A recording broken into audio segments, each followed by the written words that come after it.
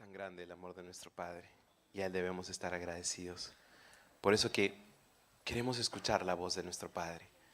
Tal vez no podamos escuchar en una voz audible, pero podemos escuchar una voz dentro de nosotros diciéndote: hijo, te amo. Hijo, sé lo que estás pasando. Hijo, sé lo que te está aconteciendo. Hijo, déjame ayudarte. Hijo, quiero abrazarte. Hijo, dame un abrazo. Hijo, búscame. Hijo, llámame.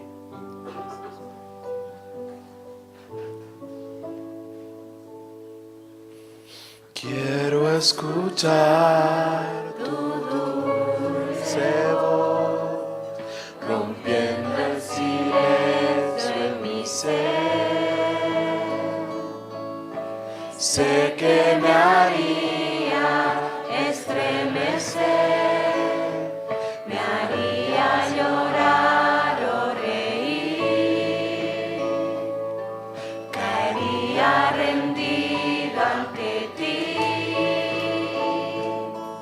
y no podría estar ante ti, escuchándote hablar sin llorar como un niño, y pasaría el tiempo así, sin querer nada más que escucharte hablar. Oh, sí. Háblame, Señor.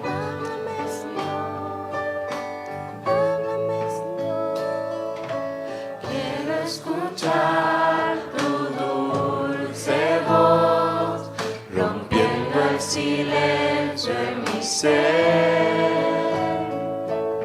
Sé que me haría estremecer, me haría llorar o reír, caería rendido ante ti y no podría estar ante ti, escuchándote hablar sin llorar como un niño, y pasaría el tiempo así, sin querer nada más que escucharte hablar. Y no podría estar ante ti, escuchándote hablar sin llorar como un niño, y pasaría el tiempo así, sin querer nada más que escucharte hablar. Oh sí, háblame, Señor. Háblame, Padre.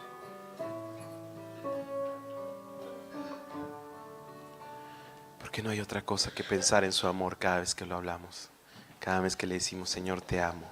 Pero digámoslo de corazón, de adentro, de lo más adentro que tengamos. Señor, te amo. Papá, te amo. Por eso pensamos en tu amor. Sí, Señor.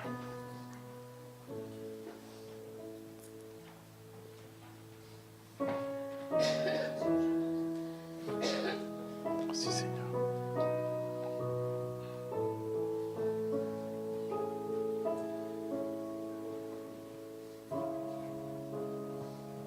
Sí, Señor.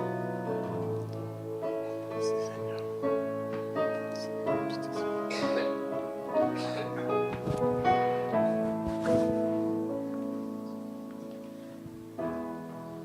Cuando pienso en tu amor y en tu fidelidad, no puedo hacer más de postrarme y adorar.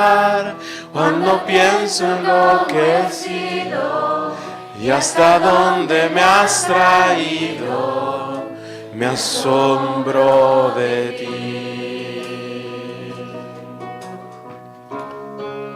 No me quiero conformar. He probado y quiero más. quiero conformar.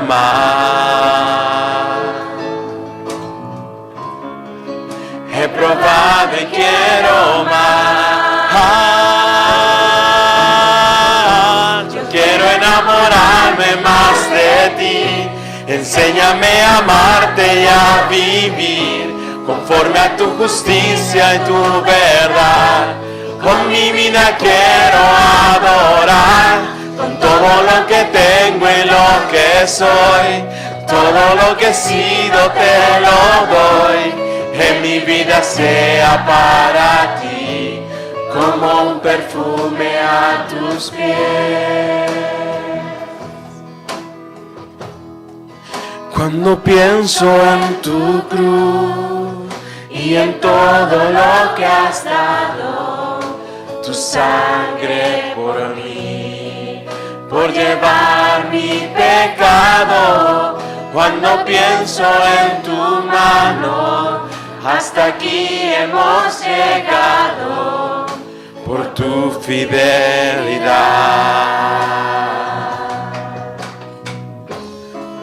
No me quiero conformar.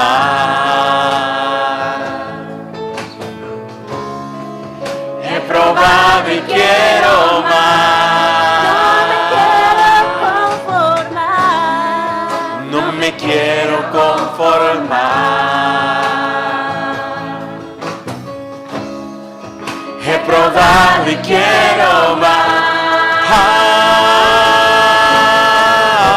Yo quiero enamorarme más de ti.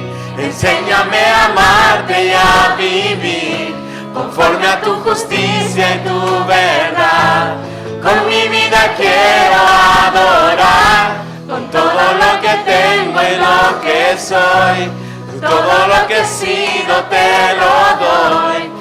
En mi vida sea para ti, como un perfume a tus pies. Yo quiero enamorarme más de ti. Enséñame a amarte y a vivir conforme a tu justicia y tu verdad. Con mi vida quiero adorar, con todo lo que tengo y lo que soy.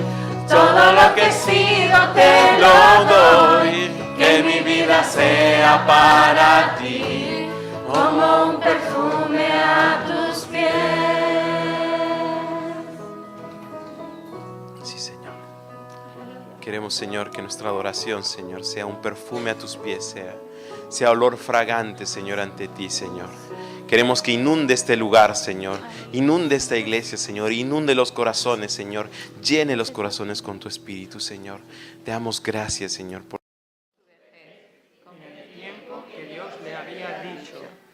y llamó a Abraham el nombre de su hijo que le nació, que le dio a luz Sara, Isaac. Y circuncidó a Abraham a su hijo Isaac de 8 días, como Dios le había mandado. Y era Abraham de 100 años cuando Isaac nació, su hijo. Entonces dijo Sara: Dios me ha hecho reír, y cualquiera que me oyere se reirá conmigo. Y añadió: ¿quién dijera a Abraham que Sara habría de dar de mamar a hijos? Pues le ha dado un hijo en su vejez. Y creció el niño y fue destetado, e hizo a Abraham un banquete el día que fue destetado Isaac. Y vio Sara que el hijo de Agar, la egipcia, el cual ésta le había dado a luz a Abraham, se burlaba de su hijo Isaac. Por tanto dijo Abraham: echa a esta tierra de su hijo, porque el hijo de esta tierra no me queda con Isaac mi hijo. Este dicho pareció grave en gran manera a Abraham a causa de su hijo. Entonces dijo Dios a Abraham: no te parezca grave a causa del muchacho y de tu sierva.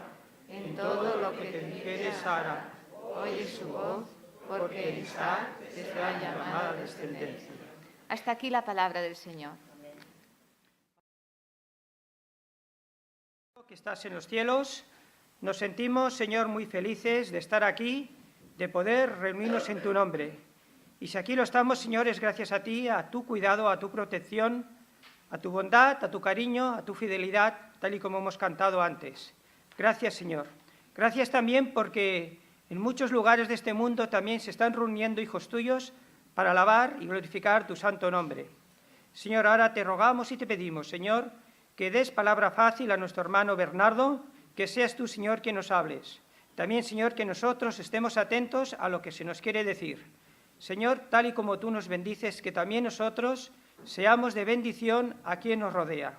Pues te damos gracias y te lo pedimos todo en el santo y bendito nombre de Cristo Jesús. Amén. Amén.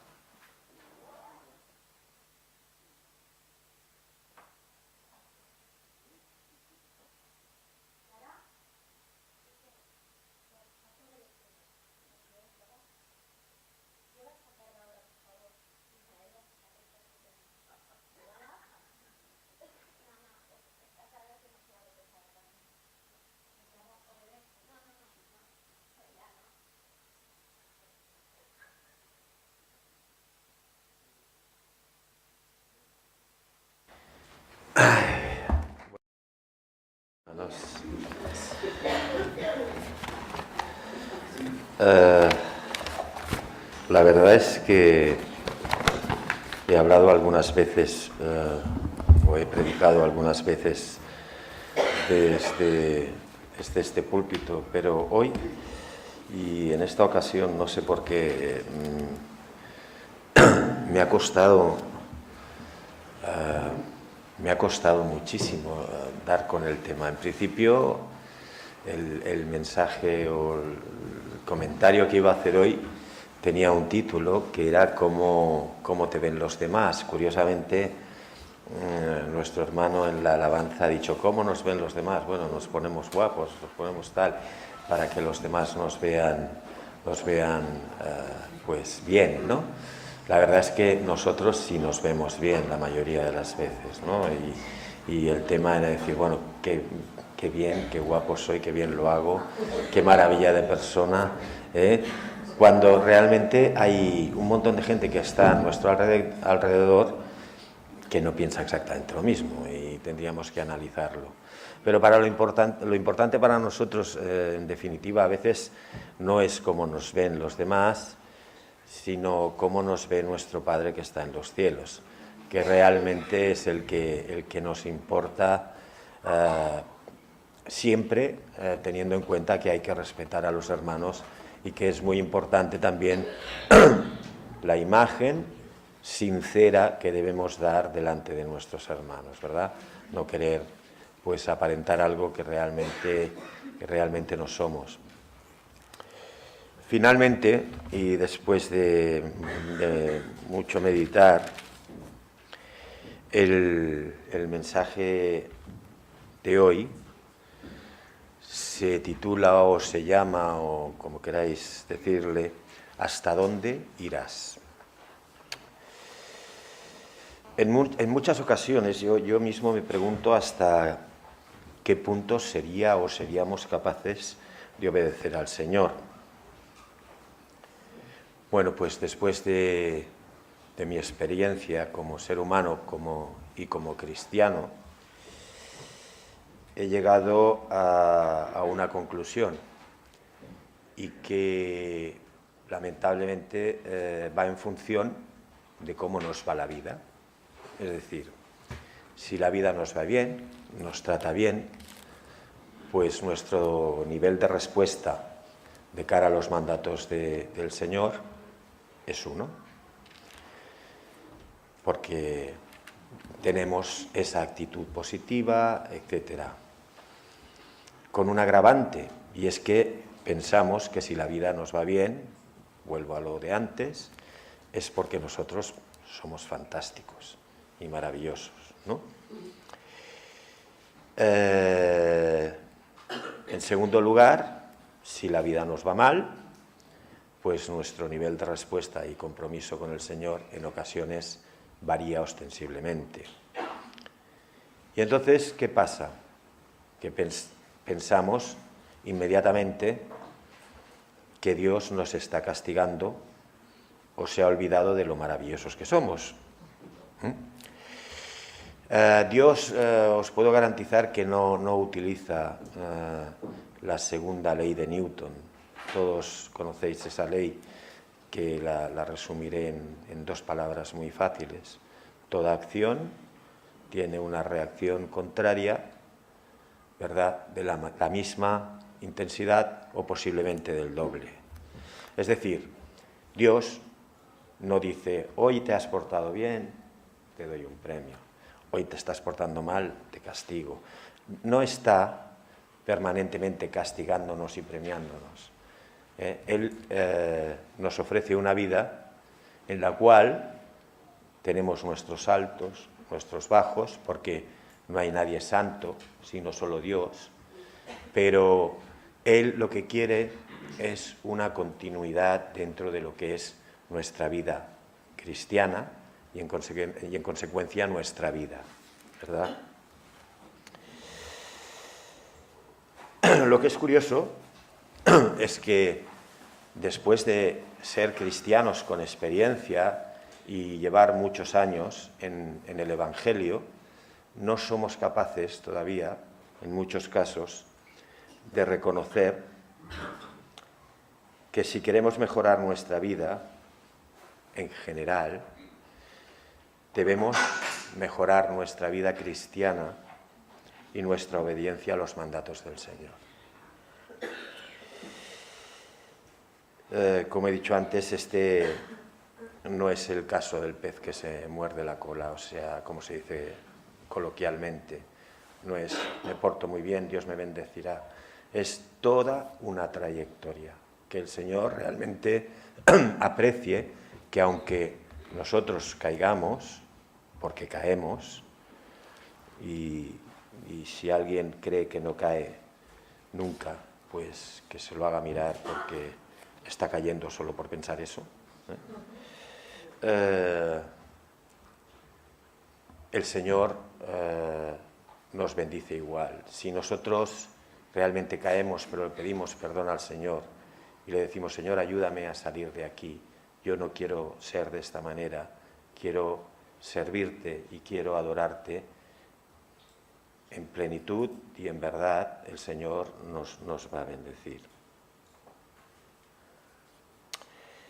En la Biblia hay diferentes personajes bíblicos que nos demuestran, como pone en Romanos 8:28, que a los que a Dios aman, todas las cosas ayudan a bien, ¿verdad? Romanos 8:28 es una cita que conocemos todos. Pero claro, la tendencia nuestra es pensar, vale, eso está muy bien para Moisés, para Noé, para Job, para Juan, para Pedro, para David, para Abraham, para María, para Sara, para María Magdalena, para Raquel. Pero es que resulta que yo no salgo en la Biblia. Y yo no soy tan importante para Dios como eran todos estos personajes. En consecuencia, lo que yo hago no tiene la misma importancia, porque yo me llamo Bernardo Martínez, o me llamo Pepe Pérez, o me llamo Laura Sánchez, y mis actos en esta tierra no tienen la misma consecuencia para Dios pues que tenían los de Noé o que tenían los de María, Madre del Señor, o los que tenían pues los de Sara, por ejemplo, ¿no? Y nos equivocamos porque tendríamos que recordarnos de un texto que pone en la Biblia, que es Juan 1:12, que dice, y este lo sabéis también todos perfectamente, es: mas a todos los que le recibieron y a los que creen en su nombre, tienen, en unas Biblias pone la potestad, en otras el derecho, en otras el poder de ser hechos hijos de Dios. Entonces, mi pregunta es, ¿qué diferencia existe entre Moisés y Bernardo, o entre Sara y Fina, o entre personajes bíblicos y cualquiera de vosotros? Ninguna. ¿Por qué? Porque el Señor nos dio la potestad de ser hechos hijos de Dios, igual que ellos. En consecuencia, cualquier acto que nosotros hagamos en la tierra, para el Señor que está en el cielo, tiene la misma relevancia que lo que pudieran hacer ellos.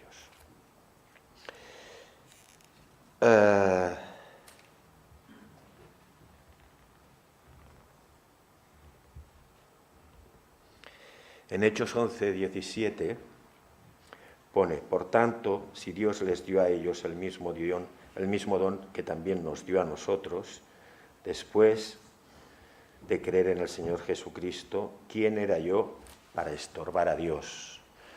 O sea, Hechos 11:17.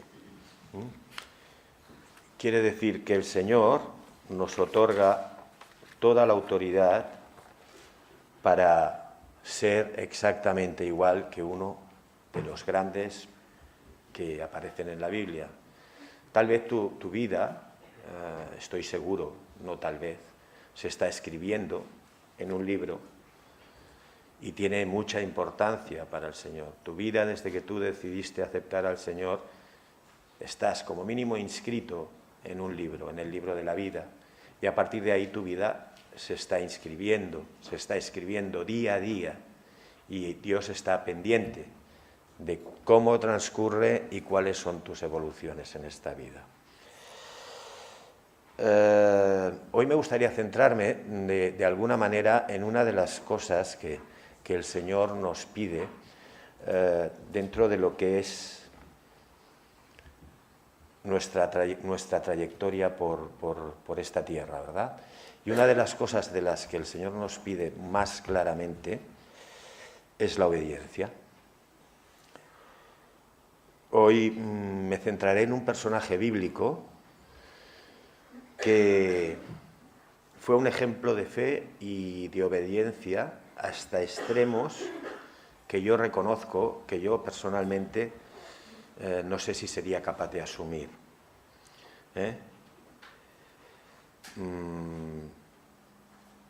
Yo soy padre, como muchos de los que estáis aquí, y algunos lo seréis, y no sé, realmente yo siempre tengo la tendencia, además creo que es genético, por parte de mi abuela, los que conocisteis a mi abuela sabíais cómo era, y por parte de mi padre y mi madre, tengo la tendencia a ser muy sufridor, sufro mucho por mis hijas, y bueno, las mayores ya pues tienen quien sufra por ellas, pero yo sigo sufriendo.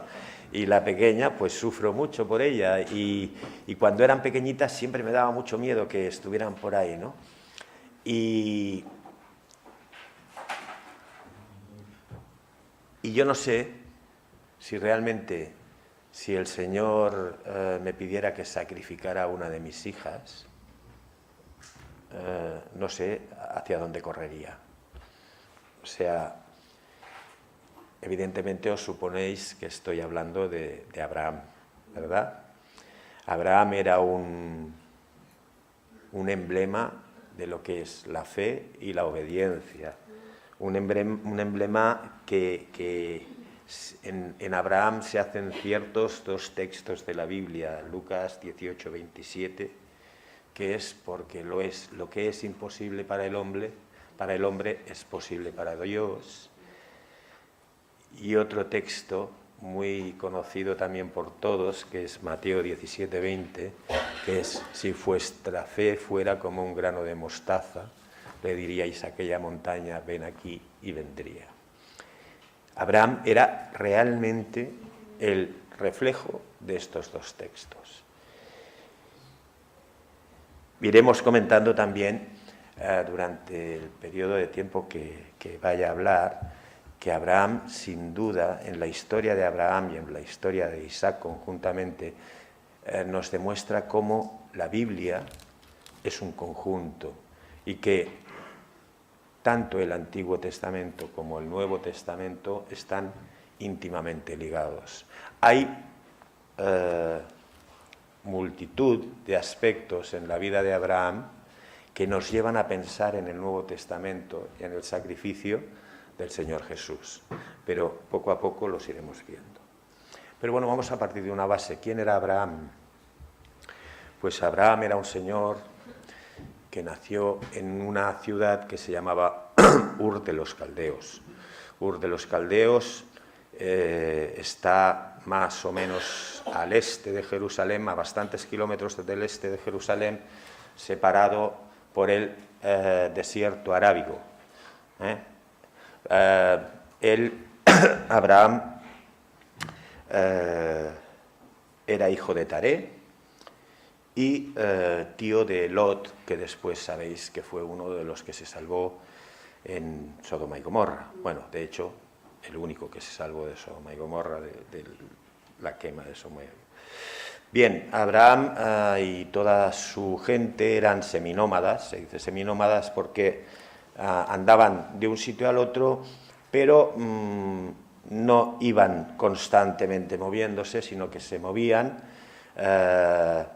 pues se establecían en un lugar y cuando veían que aquel lugar ya no les iba bien, se desplazaban a otro, pero pasaban realmente en ocasiones largos periodos de tiempo establecidos en un lugar. El primer viaje grande o digamos largo, y más teniendo en cuenta la época que era de Abraham, pues desde Ur de los Caldeos recorrió hasta Harán. Para hacer esto tuvo que atravesar todo el imperio babilónico y llegar hasta Mesopotamia. Harán era una ciudad que estaba en la frontera entre imperio de Babilonia y el imperio de Mesopotamia. Entonces, el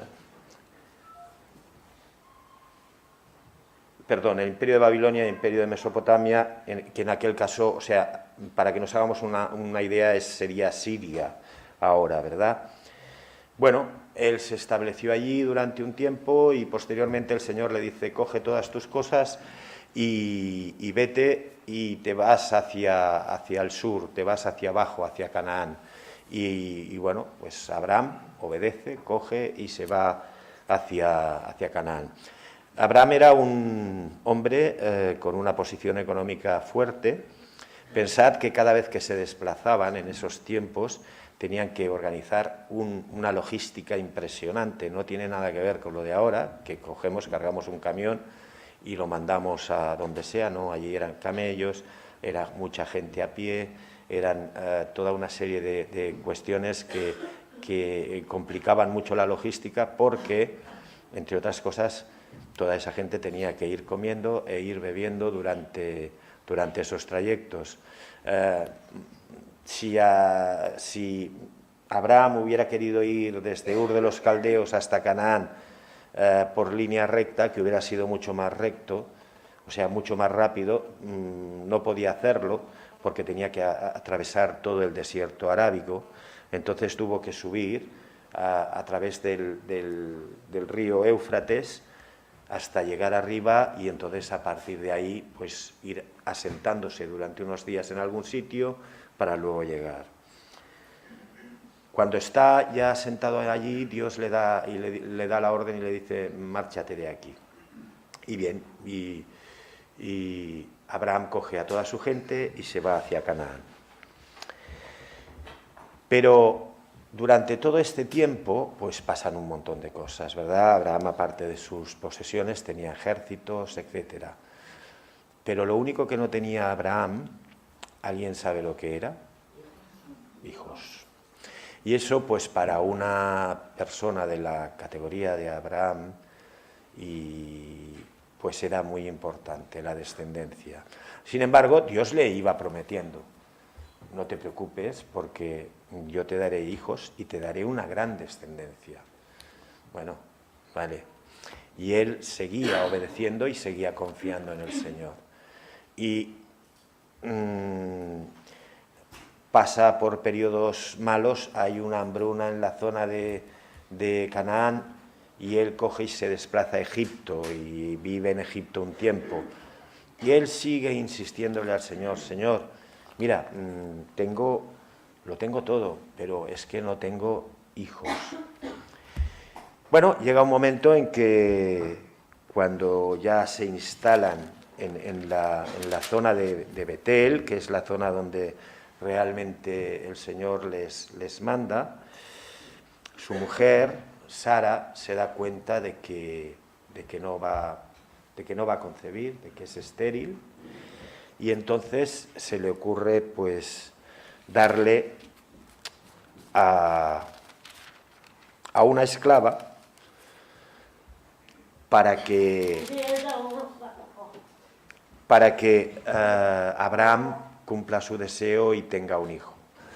Y entonces pues coge a su esclava Agar, que era de origen egipcio, y le dice que se la da a Abraham para que se case con ella. Y entonces de allí nace Ismael, que Ismael es, en el origen hebreo, se llama Yismael, que significa Dios escucha. ¿Qué quiere decir? Que Abraham pensaba: bueno, Dios ya me ha escuchado, ya tengo mi descendencia y ya está todo resuelto.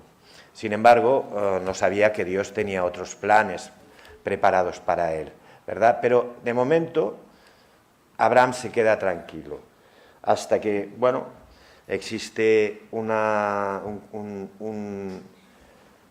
visita de Dios a Abraham cuando ya tenía 99 años, y le dice, después de pasar guerras, después de lo de Sodoma y Gomorra, después de serle fiel al Señor durante muchas dificultades, después que secuestran a Lot, después que él lo recupera, secuestran a su esposa, él la recupera. Todo esto le va pasando en la vida de Abraham y él sigue teniendo la fe y sigue teniendo la paciencia. Llegado a este momento, Dios le dice: ahora sí, te voy a dar descendencia. Y con 99 años le dice: ahora vas a ser padre.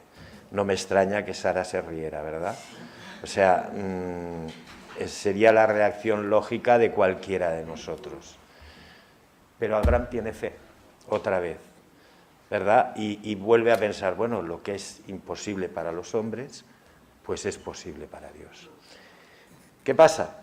Que Abraham, con sus 99 años, concibe, él y su mujer, da a luz a Isaac. Bueno, el nacimiento de Isaac es la explosión de júbilo de Abraham, y entonces él ya se siente totalmente realizado. ¿No os ha pasado alguna vez en la vida que dices, bueno, si consigo esto, seré feliz? Y si yo me gustaría llegar hasta allí, si consigo esto, seré feliz. Señor, ayúdame a conseguir esto. No sabemos que a veces pedimos mal y hay un dicho que dice, no sueñes cosas muy bonitas a ver si se cumplen, ¿no? Hay que tener cuidado con lo que se pide y con lo que realmente nos interesa. Y el Señor en eso es muy bueno, es Dios. Él nos da lo que necesitamos y lo que no necesitamos no nos lo da, ¿verdad? Pero bueno, en este caso Abraham le dio a su hijo. Por fin le da a su hijo.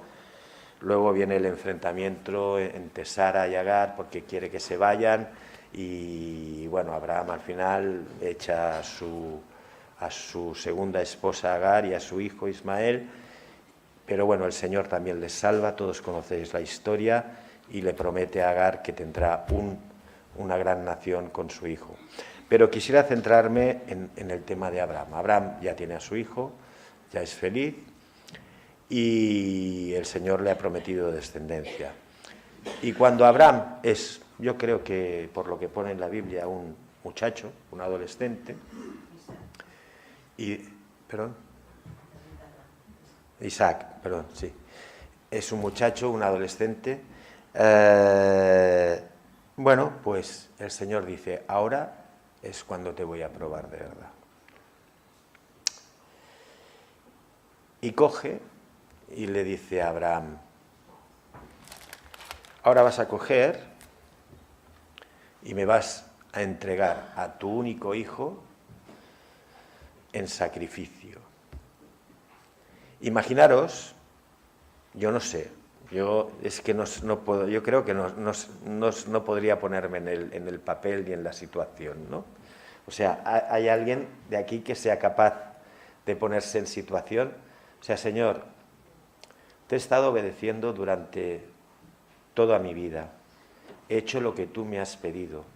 No, a Abraham, en todo el libro del Génesis, no se le ve ninguna falta grave. No es, yo qué sé, no habla de que Abraham hiciera nada mal, pobrecillo. O sea, el hombre hacía lo que Dios le pedía y siempre estaba dispuesto a hacer lo que Dios le pedía. Y de repente Dios le dice, ahora me vas a sacrificar a tu único hijo, que me lo has estado pidiendo durante 100 años, al final te lo concedo y ahora que tiene 10 me lo devuelves. Bueno, aquí no lo pone, pero yo me imagino que las lágrimas de Abraham deberían ser como puños, ¿verdad? O sea, decir, Señor, ¿qué he hecho? ¿Qué he hecho yo para que ahora me pidas esto? Pero ni siquiera se lo cuestiona, o sea, ni siquiera le pone una pega al tema. Él coge a su hijo y a 2 sirvientes. Vamos a leerlo. Aconteció después, es Génesis capítulo 22. Aconteció que después de estas cosas Dios probó a Abraham y le dijo, Abraham, este respondió, aquí estoy. Fijaros en la respuesta siempre, aquí estoy, como queriendo decir, estoy dispuesto. Y Dios le dijo, toma ahora a tu único hijo Isaac, a quien amas, vete a la tierra de Moriah y ofrécelo allí en holocausto sobre uno de los montes que yo te diré.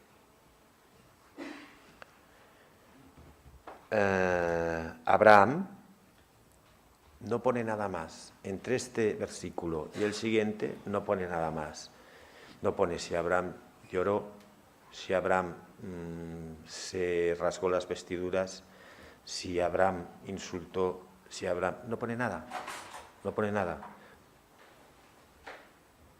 Sobre uno de los montes que yo te diré. Supongo que, bueno, imaginamos todos la reacción interior de Abraham. Pero, ¿qué hace Abraham? Abraham se levantó muy de mañana, ensilló su asno y tomó consigo a 2 de sus siervos y a Isaac su hijo. Después cortó la leña para el holocausto y se levantó y fue al lugar donde Dios le había dicho. Al tercer día, Abraham alzó sus ojos y vio de lejos el lugar. Entonces dijo Abraham a sus siervos, esperad aquí con el asno, el muchacho y yo iremos hasta allá y adoraremos y volveremos a vosotros. ¿Qué quiere decir? Que Abraham se lo estaba, como se dice vulgarmente, comiendo él solo. Él se lleva 2 siervos, pero evidentemente no les dice lo que va a hacer. se lleva 2 siervos para que le ayuden en el camino. Tampoco tenemos, aquí tenemos un vínculo escondido para mí de el Nuevo Testamento. Fijaros que el lugar donde Dios manda a Abraham está a 3 días de camino. Posiblemente sea una casualidad o no. Mi pregunta es, ¿cuántos días, desde el momento en que Dios le dice a Abraham, sacrifícame a tu hijo, para Abraham, su hijo, está muerto, ¿vale? Porque él sabe que tiene que obedecer a Dios. Y se va durante 3 días de camino. ¿Cuántos días tardó en resucitar Jesús? Al 3er día resucitó. Pero es que, además,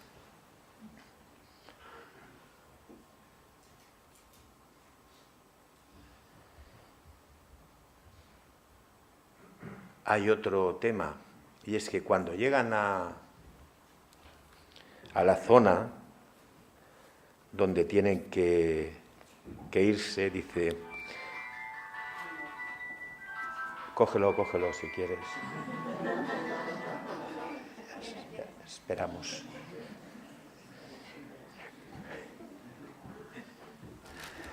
Cuando llegan...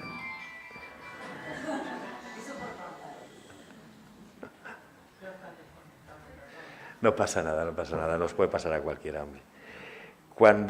Además me has dejado tiempo para pensar. Cuando llegan a la zona donde Dios les había dicho que fueran, le dice a los sirvientes, esperad aquí. Tomó Abraham la leña del holocausto y la puso sobre Isaac, su hijo.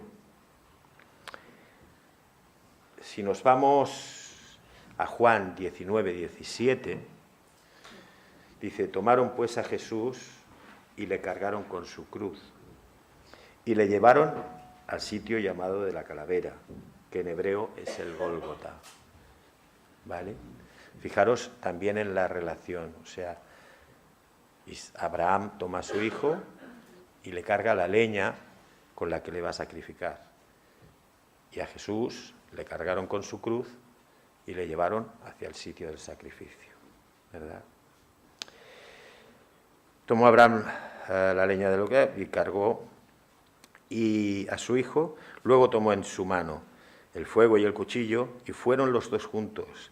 Después Isaac dijo a Abraham su padre, Padre mío, él respondió, estoy aquí, hijo mío. Isaac le dijo, tenemos fuego y la leña, pero ¿dónde está el cordero del holocausto?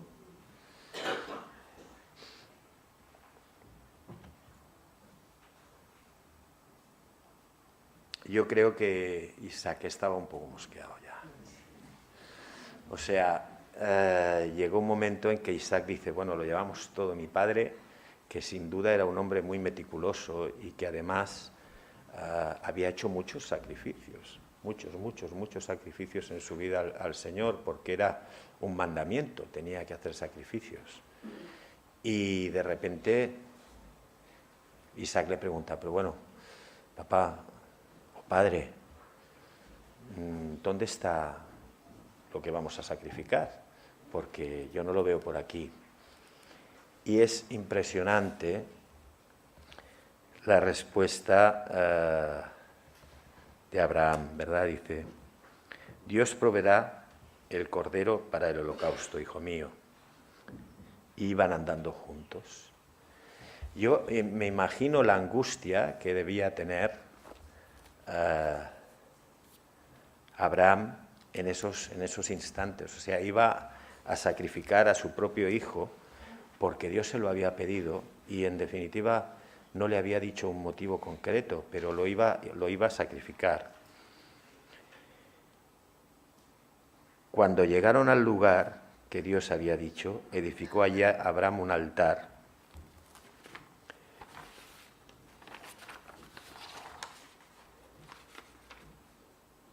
Compuso la leña, ató a Isaac y lo puso en el altar sobre la leña. Yo creo que aquí a Isaac ya no le quedaba ninguna duda, ¿eh? Extendió luego Abraham su mano sobre él, sobre el cuchillo, tomó el cuchillo para degollar a su hijo. Entonces el ángel de Jehová le llamó desde el cielo: Abraham, Abraham. Él respondió: estoy aquí. El ángel dijo: no extiendas tu mano sobre el muchacho, ni hagas nada, pues ya sé que temes a Dios, por cuanto no rehusaste a tu único hijo.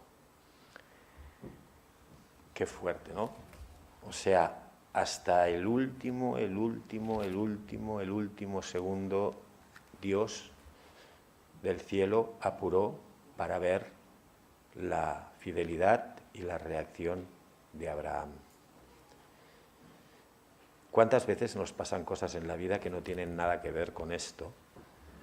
Que no tienen absolutamente nada que ver con esto, lo cual no quiere decir que para nosotros no sean importantes, ¿verdad? Y antes de seguir confiando en el Señor y decir: Dios me lo ha dicho, yo lo hago, yo sigo siendo fiel al Señor y sigo confiando en Él, porque sé que a los que a Dios aman todas las cosas ayudan a bien. ¿Cuántas veces y cogemos y le damos la espalda al Señor? Lo más lógico es que Abraham hubiera dicho: no lo hago, tiro el cuchillo, cojo a mi hijo y me voy. Pero Abraham siguió hasta el final. ¿Por qué? Porque tenía tanta fe en Dios que no podía dejar las cosas que Dios le pedía a medias. ¿Estás enfermo? ¿Estás sin trabajo? ¿Tienes dificultades en casa? ¿Has discutido con alguien? ¿Llegas hasta la última consecuencia, que es confiar totalmente en el Señor? ¿Sabes que el Señor te va a ayudar si tú le sigues siendo fiel? ¿Que parará tu mano en el momento que Él crea que es necesario? Y que te va a dar, en el caso de Abraham, descendencia como la arena de la playa, y en tu caso bendiciones como la arena de la playa. No tenemos el derecho, aunque somos humanos, no tenemos el derecho a la desesperación, porque nuestro Padre está en los cielos y Él mira por nosotros. En Hechos 3:25 dice: vosotros sois hijos de los profetas y del pacto que Dios hizo con vuestros padres, al decir a Abraham: y en tu simiente serán benditas todas las familias de la tierra. Somos descendientes de Abraham, de alguna manera, y Dios cumplirá el pacto que hizo con Abraham con nosotros, el mismo pacto, ¿verdad? En Lucas 1, 72 y 73, para mostrar misericordia con vuestros padres, recordar su santo pacto, el juramento de nuestro padre Abraham. Salmos 105, 8 y 9. Para siempre se ha acordado el pacto, para siempre, para toda la historia. ¿Qué quiere decir? Pues que los pactos que el Señor, que Dios hizo con Abraham, los hizo también con nosotros. Y que debemos ser conscientes de que nuestra vida posiblemente no va a ser fácil, o no vamos a tener una vida súper maravillosa en esta tierra, porque Él no nos prometió eso, nos dijo que estrecho es el camino y angosta la puerta por la que hemos de pasar, y que viviremos diferentes tipos de dificultades, pero Él sí nos pidió sobre todo fe y obediencia. Fe y obediencia. Y eso es lo que tenemos que hacer. ¿Alguien podría buscar y leer Isaías 53:7? Es un versículo que todos sabemos de memoria también. Isaías 53:7, ¿qué dice? Angustiado él y afligido no abrió su boca. Como cordero fue llevado al matadero, y como oveja delante de sus trasquiladores enmudeció y no abrió su boca. Gracias. Fijaros el paralelismo, otra vez, que existe entre la vida de Abraham y lo que sucedió después, que narra el profeta con el Señor Jesús, ¿verdad? Abraham estaba dispuesto a dar a su hijo porque Dios se lo había pedido. Dios del cielo, nuestro Señor, estuvo dispuesto y dio a su hijo, en esta ocasión, hasta la muerte y muerte de cruz, para que todos nosotros nos salváramos. Gracias a que al tercer día resucitó. Lo que decía de Abraham, seguro que cuando el Señor le dijo a Abraham, lleva a tu hijo y sacrifícalo, desde ese momento estaba muerto. Sin embargo, a los 3 días, cuando iba a sacrificarlo, Dios le devolvió a la vida de alguna manera. Entonces, ¿hasta qué punto, si Dios del cielo estuvo dispuesto a sacrificar a su hijo, si un ser humano como Abraham estuvo dispuesto a sacrificar a su hijo, aunque Dios lo evitó, hasta qué punto estamos dispuestos a obedecer los mandatos del Señor? Yo quisiera que nos planteáramos eso en esta mañana. Tenemos ejemplos de gente que ha renunciado a muchas cosas por servir al Señor, y ejemplos muy cercanos. Gente que ha antepuesto el amor de Dios y sus creencias con el Señor a cosas que les pueda ofrecer este mundo. Yo solo os quiero pedir, y me pido a mí mismo, que el Señor me dé fuerzas y me dé confianza para realmente tener ese valor, el valor de enfrentarme al mundo como lo hizo Abraham, teniendo una premisa, y es obedecer las órdenes, obedecer lo que el Señor dice en sus mandamientos y tener plena confianza en Él, porque sé que si estoy pasando un mal momento, Él me ayudará y me sacará, y sé que si estoy pasando un buen momento es gracias a Él, y sé que lo que no debo hacer es olvidarme de estas dos cosas. Pidámosle al Señor que nos ayude a tener ese espíritu, el espíritu de obediencia y el espíritu de cada día amar y alabar más a nuestro Dios, porque en definitiva recordar esto, y es que a los que a Dios aman, todas las cosas ayudan a bien. Que el Señor nos bendiga.